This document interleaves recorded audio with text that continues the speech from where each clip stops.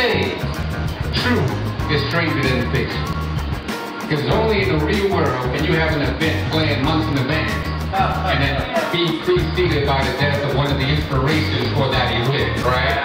You can't plan something like that.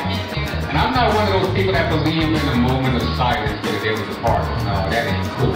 I believe if you really were moved and touched and inspired, you need to make the joyous sound to reach the heavens so their spirit can latch on and keep on moving.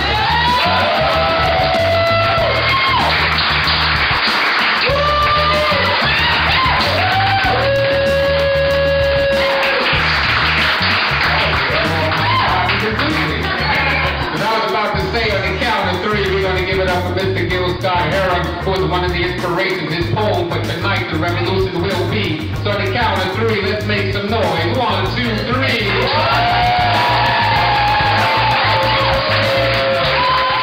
I want to welcome you all to Poetic People Power's 9th annual show. Thank you.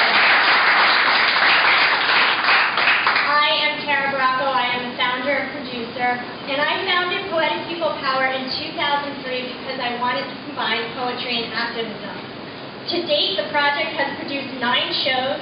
We've worked with over 20 poets, and I've commissioned 60 new poems on social and political issues. Past shows have been on topics such as consumerism, United Healthcare, the universal healthcare, and the global water crisis. And what we do here is we present a new topic each year. So this is really about us investigating a new social and political issue as a group of artists. The show this year, as you know, focuses on protest and revolution. I have the pleasure of reintroducing our host, Bracco. She is the founder of Poetic People Power. She has been featured in Oprah Magazine, Time Out New York, the Huffington Post, and the Brooklyn Rail. Her nonfiction writing has appeared in Cosmopolitan magazine, American Theater, Bust, and Clamor. She speaks often about art and social change in numerous venues, and she's received awards from both Puffin Foundation and the Lower Manhattan Cultural Council. So please welcome back, Tara. And so the first poem that I would like to do is one of those lessons that I've learned in the punk scene, but that I've applied to being an activist as well. And, you know, it really addresses, they're very similar, like when you're in the punk scene and you're in like a big group of people in a concentrated space, and then you're in a protest and you're with a big group of people in a concentrated area. So there's a lot of similarities and a lot of lessons that I've transferred over. And so this piece is about one of those lessons, and it's dedicated to my sister Bracco, because I would go to punk shows a lot with her when I was in my 20s, and we learned a lot of things together. So this is for her. I am a contradiction.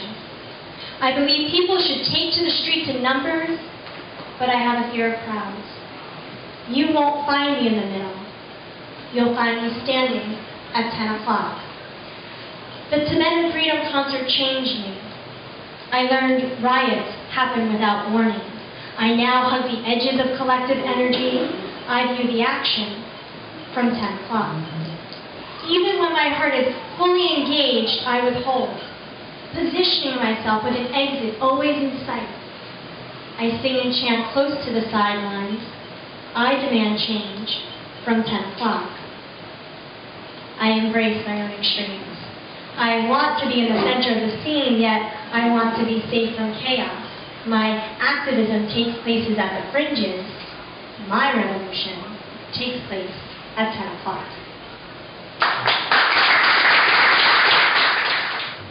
So this is art and revolution. I'll marry nouns and verbs and then reorder words and paint murals on the walls of abandoned buildings. Sit in East Side cafes and sing along to musicians. And stories told through slams will swallow me up with their realism. And one by one, someone else will add a preposition, pick up a paintbrush, and add their voice to the chorus. And our singing will be louder than a bomb. Voice after voice multiplied. Our power cannot be downsized, so go ahead and take away my 3 jobs, and then I'll have time to take to the streets, because revolution begins when voices creep up between the cracks in city sidewalks, blow across fields and prairies like dandelions, ripple up the shorelines of our country's beaches. From coast to coast and through the middle of Kansas, anger over injustice will take its rightful place, not in the form of broken windows or violence, but in the form of festivals with puppetry, children with crayons, people locking arms and joining hands, just will dance in parks and become the conductors who orchestrate their own change. We will reform our spaces the way an artist shapes pottery out of clay. From community to community, from this march to that rally, the chorus we create will keep repeating, louder than bombs, because we don't represent death. We are people breathing, and this breath that fills my lungs is desperate to escape as soon as I take it in, so I release it, and I'll add sound to it, because the very thing that gives us life supports our voice, and I don't want to waste that. And I know there's too much to say and not enough time to say it. So I'll keep singing with the chorus. It will be loud, out of tune, and perfect, and the revolution, it will be poetic.